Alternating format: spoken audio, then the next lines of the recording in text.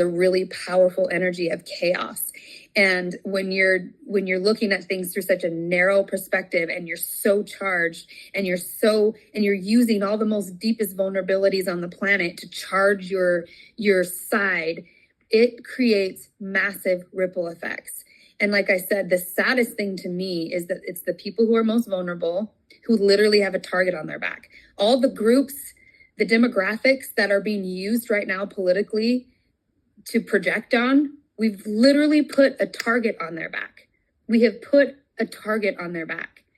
And this is why it's so important to see the bigger themes of what's going on, because if we truly do care about the most vulnerable, and whatever we believe that is, whether it's the sacred that we're wanting to protect or specific people and demographics and groups, we have to go into the center of the heart. We have to depolarize, because the more we polarize, the more vulnerable these people and these things are. The more vulnerable our human intimacy is, the more vulnerable our spiritual connection is, the more vulnerable the demographics that are most vulnerable on this planet that don't have a voice, the more vulnerable they are.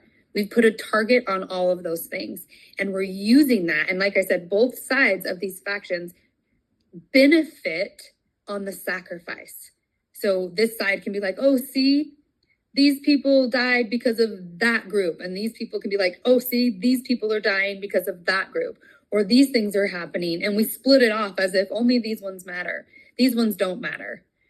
It's like there's a hierarchy of even who matters more based on who suffered more, which is something you can't measure that at all, because we have no way of quantifying that. And we have no way of really seeing all the different ways we suffer, because there's different forms of suffering. And that's why you see this sort of competition for who suffers the most or who's the most vulnerable.